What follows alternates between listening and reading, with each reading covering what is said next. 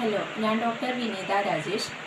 Acidity gastritis എല്ലാവർക്കുമുള്ള ഒരു ശാരീരിക പ്രശ്നമാണ്. വയറ് സ്തംഭിക്കുക, പുളിച്ചു തികട്ടുക എന്നിനേറെ ഭാവിയിൽ സ്റ്റൊമക് ക്യാൻസറിന് വരെ കാരണമാകുന്ന ഒരു പ്രശ്നമാണ് ഹൈപ്പർ അസിഡിറ്റി. എന്തുകൊണ്ട് ഹൈപ്പർ അസിഡിറ്റി ഉണ്ടാകുന്നു? എരിവ്, പുളി, ഉപ്പ്, ബേക്കറി സാധനങ്ങളുടെ ഉപയോഗം എന്നിവ കൊണ്ടാണ് ഹൈപ്പർ അസിഡിറ്റി ഉണ്ടാകുന്നത് എന്ന് എല്ലാവരും പറയും. പക്ഷേ അതുമാത്രമല്ല ഹൈപ്പർ അസിഡിറ്റിയുടെ കാരണം. ഹൈപ്പർ അസിഡിറ്റിയുടെ മൂലകാരണം എച്ച് പൈലോറി എന്ന ഒരു ബാക്ടീരിയയാണ്.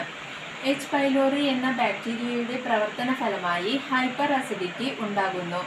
ഹൈപ്പർ അസിഡിറ്റിയെ നമുക്ക് ഭക്ഷണ ക്രമീകരണത്തിലൂടെയും പ്രോബയോട്ടിക്കുകളുടെ ഉപയോഗത്താലും ഹെർബുകളുടെ ഉപയോഗത്താലും മറികടക്കുവാൻ സാധിക്കും.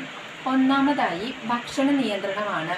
എച്ച് പൈലോറി എന്ന ബാക്ടീരിയയെ നശിപ്പിക്കാൻ 2 മുതൽ 4 ആഴ്ച വരെ ഭക്ഷണ നിയന്ത്രണം ഏർപ്പെടുത്തുക.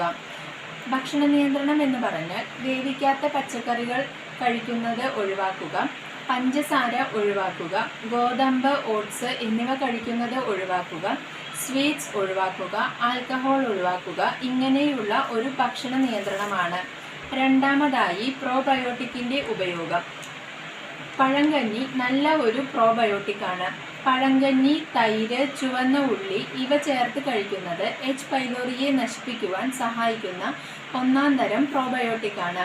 മൂന്നാമതായി നല്ല ഹെർബുകളുടെ ഉപയോഗം.